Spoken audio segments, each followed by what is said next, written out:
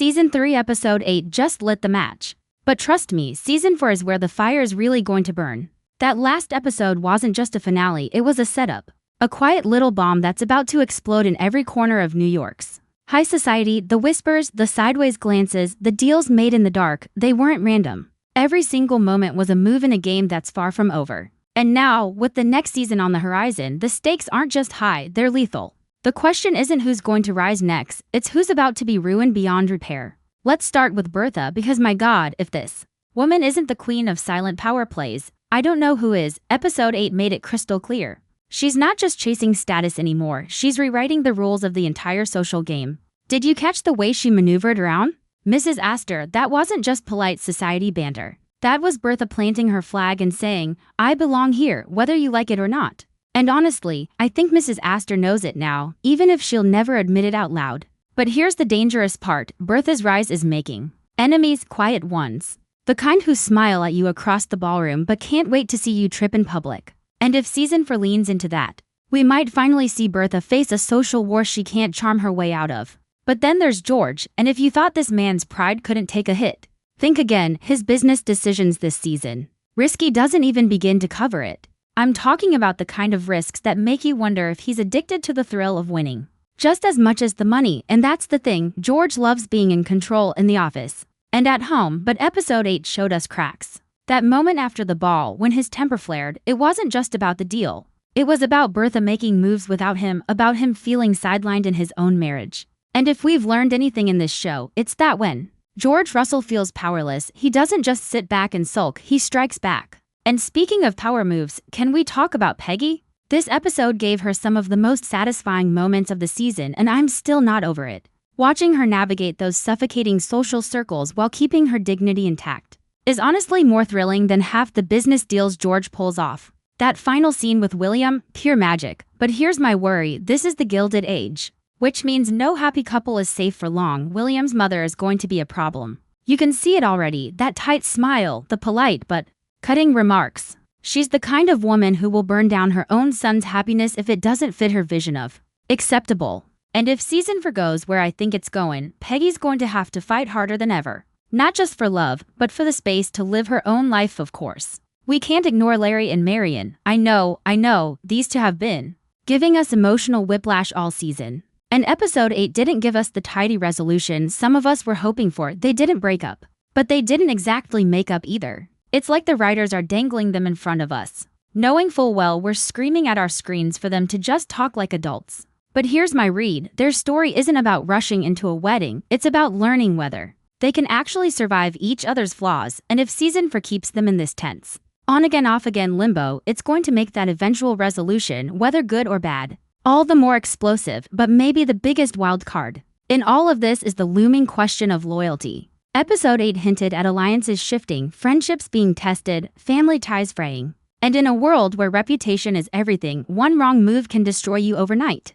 That's what makes this show so addictive. We're not just watching characters live their lives, we're watching them balance on a knife's edge, where one scandal, one rumor, or one bad decision could send everything crashing down. And if you think the Season 3 finale was intense, just wait. Season 4 feels like it's going to push every single character to their breaking point. And not all of them are going to make it out with their crown still on. Let's get into Gladys. Because honestly, I feel like her storyline in episode 8 was the most quietly shocking part of the whole finale. For so long, she's been the sweet, slightly sheltered Russell daughter, carefully maneuvered by Bertha and tolerated by George. But now, she's stepping into her own, and it's about time. The entire season has been hinting that she's not content to just be a pretty accessory in her parents' social climbing, and this episode proved it. The moments she shared with Hector weren't just romantic fluff, they were little acts of rebellion. Think about it.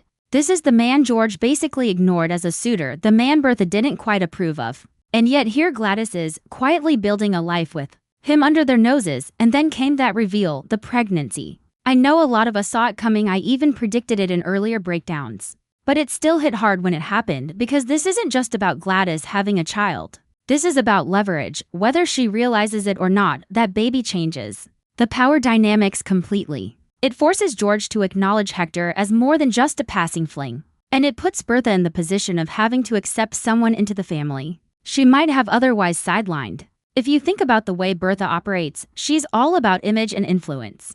So publicly rejecting Hector now would make her look cruel and unfeeling. And Bertha doesn't like looking bad in front of society, so in a way, Gladys has backed her mother into a corner without even intending to. And you know the writers are going to milk that tension for every drop in season 4. But here's the bigger question. Will Gladys use this new position to try to fix her parents' marriage? We know the Russell household isn't exactly a calm, loving place right now. George is simmering with resentment over Bertha's choices. Bertha is digging her heels in to prove she's right. And neither of them is willing to admit they might both be wrong.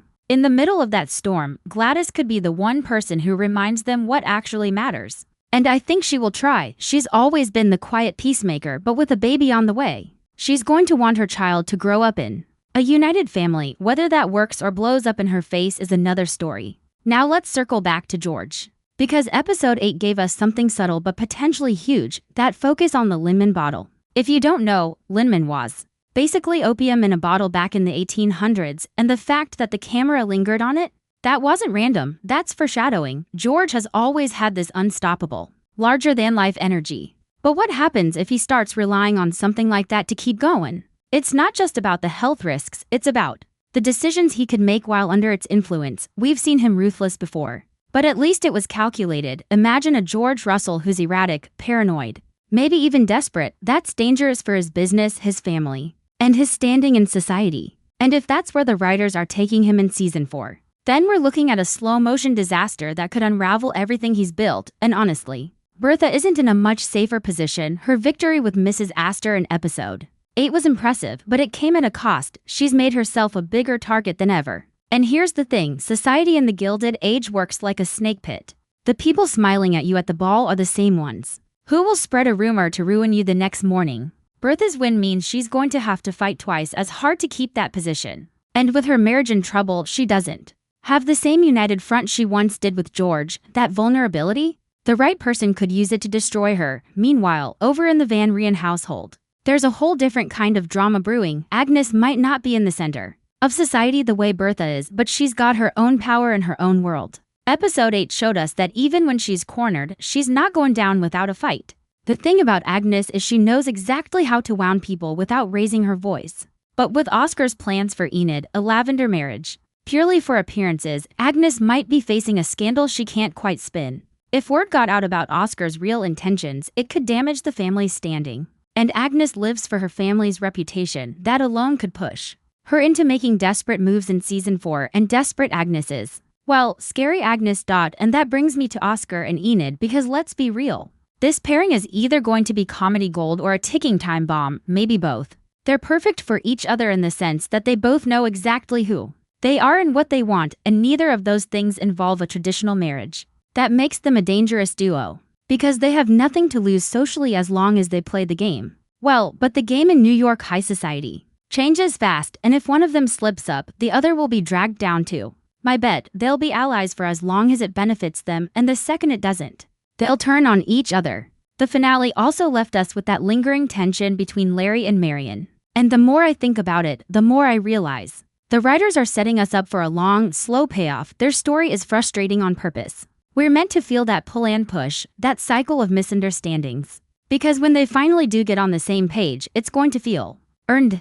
But here's the catch, that finally might not come until the end of season 4, or even later. And in the meantime, every single other couple on this show is going to keep reminding them, and us, of what they're missing out on. That's going to sting. And it's going to make them act out in ways that could hurt them more than help. All of this, Gladys's pregnancy, George's possible addiction, Bertha's rising enemies, Agnes's tightrope walk, Oscar and Enid's risky partnership, and Larry and Marion's emotional stalemate, is setting the stage for a season 4 that's not just about opulent parties and social climbing. It's about survival. The question is, who's going to adapt and thrive, and who's going to end up as just another whispered scandal over champagne? We have to talk about Peggy, because episode 8 gave her the kind of story arc that could either cement her as one of the most powerful voices in the series, or set her up for heartbreak in season 4. This woman has been navigating a society that barely even pretends to accept her. Yet she's been holding her head high the entire time. The proposal moment with William, that wasn't just romantic, it was revolutionary. He knew exactly what he was doing, making that declaration in front of people who'd been whispering about her for years. It was a public stand, a message That said, I'm not ashamed of who I love, and you don't get to shame her either. In a time when reputation could be ruined with a single rumor, that was bold. And that's why it scares me. Because bold moves in this world come with consequences, and William's mother, Elizabeth, is about to make herself the biggest one. You saw it in her face, that perfect icy smile hiding the storm brewing underneath. Elizabeth is not the type to come out swinging. She's calculated, she'll act sweet, maybe even supportive, while quietly laying the groundwork to push Peggy out of William's life. And here's the cruel part, she doesn't have to attack Peggy directly. All she has to do is make William's life so difficult that Peggy starts to feel guilty for being the cause of it. That's the kind of psychological warfare these upper-class families are experts at. And if season 4 leans into this, we're going to watch Peggy fight a battle where the enemy wears silk gloves and never raises their voice. But don't think Peggy is defenseless.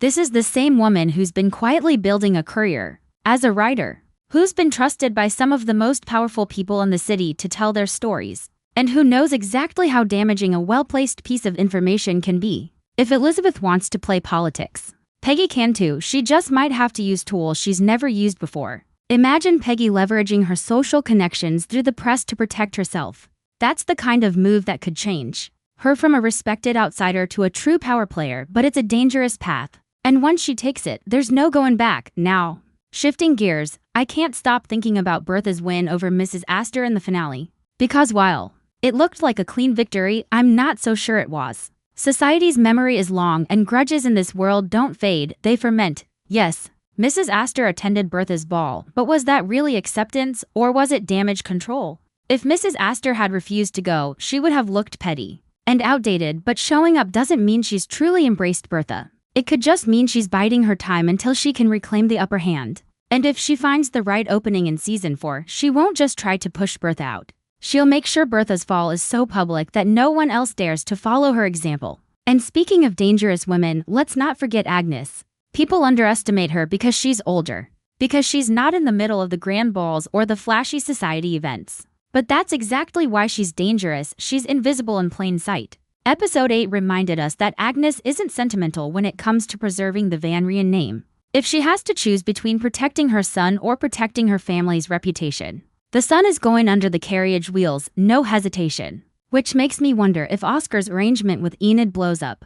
Could Agnes actually be the one to expose it just to cut her losses? It sounds harsh. But this is Agnes we're talking about, and in her mind, better to lose one battle than the whole war. That brings me to Oscar and Enid's situation. A lavender marriage might sound like the perfect solution for two people who can't or won't follow society's expectations, but the risk is enormous. One rumor about Oscar's real preferences, one hint that Enid has her own secrets, and the whole arrangement could collapse. And here's the twist. Sometimes it's not your enemies who take you down, sometimes it's the people who know you best. If Oscar slips and says the wrong thing to the wrong person, or if Enid gets tired of playing the part, all it takes is one little leak and the whole thing unravels, and when it does, the fallout will hit everyone around them, not just the two of them. Then there's George, still simmering after the events of the finale. His anger at Bertha isn't just about what happened with Gladys. It's about feeling like he's losing control over his family, his business, even his own image. That's why the hint at a liniment addiction is so dangerous.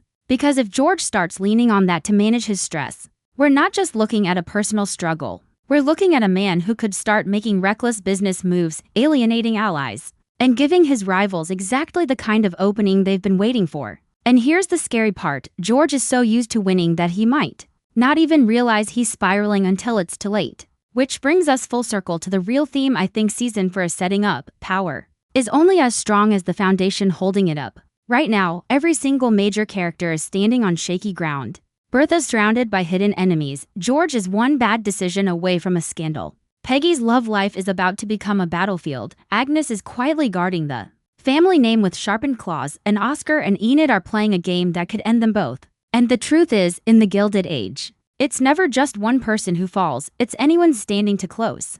When the cracks finally give way. I keep coming back to that final stretch of episode 8 because, let's be real, that's where the writers quietly laid the groundwork for all the chaos we're about to see in season 4. The thing about this show is that it doesn't always explode in big, flashy moments. Sometimes the most dangerous setups are the ones whispered in hallways, or hidden behind polite smiles, and right now, there's a whole web of these quiet threats forming. And I don't think half of the characters even realize they're standing in the middle of it. Take Bertha and George. From the outside, they've always been this unstoppable team. She conquers society. He dominates business, and together they're untouchable. But episode 8 showed us the truth. That image is cracking. George's resentment over the Gladys situation isn't going away, and Bertha's unwillingness to back down is only going to make it worse. In a city where perception is everything, a fractured marriage can be exploited faster than you can blink. Think about it. If one of their rivals senses blood in the water, they won't just go after George in business or Bertha in society.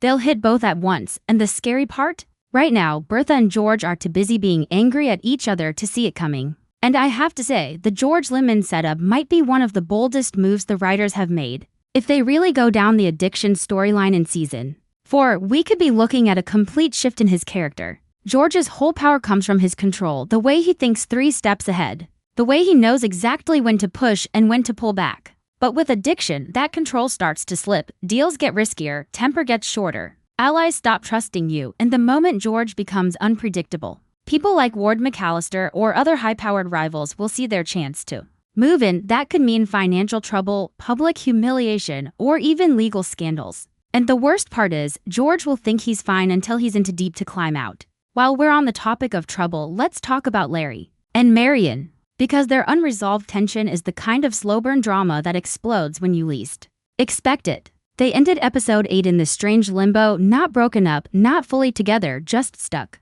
And that's dangerous because it leaves both of them open to interference. All it takes is one well-timed lie from someone who wants to keep them apart, or one moment of jealousy, and the whole thing could collapse. And if it does, the fallout won't just be emotional. In this world, broken engagements aren't just sad, they're social ammunition. Someone could easily use their split to embarrass Agnes or to make Bertha look like she can't even keep her inner circle together. That's how petty and strategic this society really is. Speaking of Agnes, I can't shake the feeling she's sitting on information that could destroy someone. Episode 8 showed her at the table, still holding her own despite all the changes in the Van Rijn household, and I just kept thinking, she's not done playing. Agnes has been through enough in society to know when to keep her mouth shut and when to drop a truth bomb so perfectly timed it leaves her opponent with nowhere to hide. And with Oscar's lavender marriage to Enid on the horizon, she's got a loaded weapon whether she admits it or not. If she approves, she keeps her son's social position safe. If she disapproves and decides to talk, she could tank the marriage before it even happens. The question is whether Agnes sees more value in protecting Oscar or in protecting herself from scandal. Oscar and Enid's arrangement, though, I can already see how messy that's going to get. Right now, it's all smiles and clever lines. But you know how these things go. At first, the secrecy feels like a safety net. Both sides have something to gain, but over time, that secrecy becomes a chain. One misstep, one overheard conversation, one letter left in the wrong hands, and suddenly the whole city knows. And trust me, the second a whiff of scandal hits, people will forget every witty thing Oscar's ever said and focus entirely on tearing him apart. Enid's no fool. She'll protect herself first, which means the second she thinks Oscar's going to sink, she'll cut the rope and let him fall. Now, over in Peggy's world, I'm expecting season 4 to push her harder than ever. She's got love, she's got purpose. But both are under threat. William's mother is the kind of antagonist who can do more damage with one afternoon tea than most people can do with an all-out brawl. And I think the show is going to give us a long, drawn-out tug-of-war between them. It won't be obvious at first, no screaming matches, no public scenes, but you'll see it in the small things. Invitations that mysteriously never arrive. Conversations that turn icy the second Peggy enters the room. Allies who start to keep their distance because they don't want to offend the wrong person. It's death by 1,000 cuts, and if Peggy wants to survive it, she's going to have to fight in ways she's never fought before. What makes all of this so compelling is that every single storyline is connected by one thing, the balance of power. It's not about love versus hate or success versus failure. It's about who controls the narrative. In this world, it doesn't matter if something is true. What matters is what people believe. And right now, Bertha, George, Peggy, Larry, Marion, Agnes, Oscar, Enid, and even Gladys are all one rumor away from losing control of their own stories. That's why season 4 isn't just going to be about lavish parties and grand estates. It's going to be about survival in a battlefield made of whispers and champagne flutes. And listen, I think people are sleeping on just how big the ripple effects of this train wreck are about to be. Because we're not just talking about petty social rivalries anymore. We're talking about generational shifts in power, money, and public opinion. Think about it. In this world, one scandal doesn't just ruin your season, it can ruin your legacy. And right now, Bertha's legacy is dangling by a thread, with people watching and waiting for her to either rise like a phoenix or crumble into ashes in front of the whole damn city. And that's why season 4 is going to feel way more dangerous than what we've seen before. The stakes are personal and political, and everyone is playing for keeps. Because you know what happens when the old money crowd feels cornered. They don't just throw shade. They throw daggers, quietly and with precision, and George Russell is about to find out just how cold-blooded some of these so-called respectable men can be when they think their control is slipping. His enemies aren't going to challenge him in the open. They'll go for the back channels, the whispered deals, the sudden accidents that just happen to ruin business. And George, he's smart enough to know it's coming, but that doesn't mean he can stop it all. And if he misses even one hit, the domino effect could wipe out everything he's built. Meanwhile, Marion's got her own storm brewing. She's been skating by, dodging the worst of society's judgment. But the minute she makes a choice that doesn't align with the elite's unspoken rules, they're going to turn on her. And trust me, in this city, once you're labeled as one of them, you might as well pack your bags. But here's the kicker, I think Marion might actually push back harder than anyone expects. She's been quietly observing this game for years now, learning the moves, the manipulations, and the masks people wear. And when she finally decides to play, it's going to shock people who still see her as naive. But let's not forget the background noise, because in the Gilded Age, what seems like noise is usually the drumbeat before the battle. The smaller characters, the servants, the overlooked outsiders, they've been collecting secrets. And secrets in this world are the real currency. I wouldn't be surprised if we see some of them stepping into the spotlight in season 4, flipping the balance by revealing something so explosive. It forces everyone to recalibrate their alliances, and here's what really has me hyped. All of this chaos is happening at the same time as huge historical changes in New York. The social rules that have kept these families in power are starting to crack. Immigration,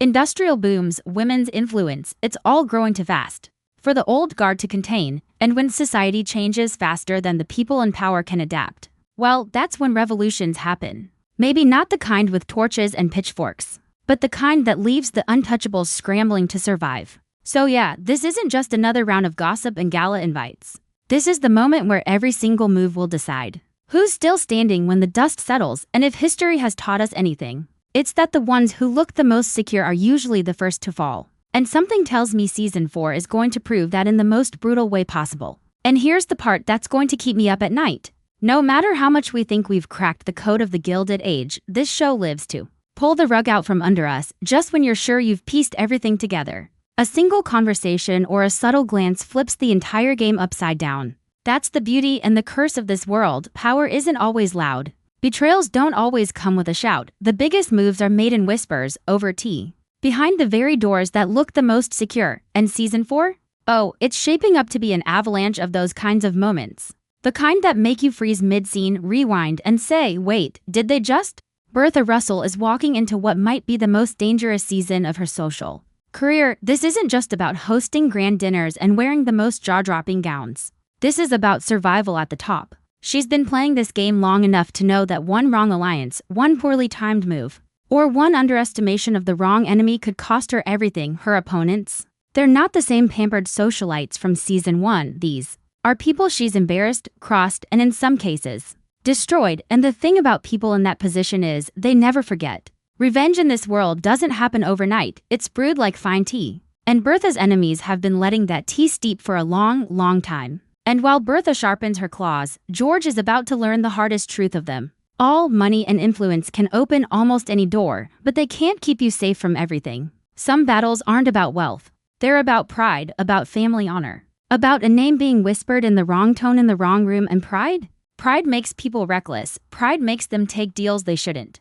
start fights they can't win, and sometimes burn their own fortunes to the ground just to see you lose yours. George is a smart man, but season 4 will test him in ways that no amount of business strategy can prepare him for. And then we have the rest of this chaotic, glittering chessboard. The servants, the quiet observers who notice everything the rich think goes unseen, are holding more cards than we realize. These are the people who slip in and out of rooms without anyone stopping them, overhearing deals, witnessing arguments, watching secrets form in real time. And mark my words, this season they won't just be background players. when the right information lands in the right hands or the wrong ones, the entire power structure could shift in an instant. But the real danger isn't just in who holds power, it's in how desperate everyone is to keep it. The outsiders, the ones clawing their way up from the bottom, are hungrier than ever. They're willing to bend every rule, break every unspoken code, and crash every locked-door meeting to get a piece of that gilded life. Meanwhile, the so-called elite are holding on so tight to their outdated rules that they can't see the walls closing in. And when those two forces finally collide, it's not going to be a polite society dispute. It's going to be an all-out social war. And here's the thing: in the Gilded Age, winning isn't about coming out on top. Winning is about making sure everyone believes you're on top, even if you're drowning behind the scenes. It's about maintaining the illusion so flawlessly that nobody dares to question it. That's why when season 4 kicks off, every smile will hide a threat, every toast will have an unspoken warning, and every handshake will be the start of a trap. We are about to watch a season where loyalty will be tested, alliances will be shattered, and secrets will be traded like currency, and the cost of a single wrong move could be everything. A fortune, a reputation, a future. So I'm telling you now, trust no one, assume nothing, and prepare yourself for the possibility that the person you're rooting for might just be the one pulling the strings on the downfall you never saw coming. Because in this world, the only thing certain is that nothing is certain, and when the dust settles, you might find yourself asking not who won, but who survived, and whether surviving in this world is really winning at all.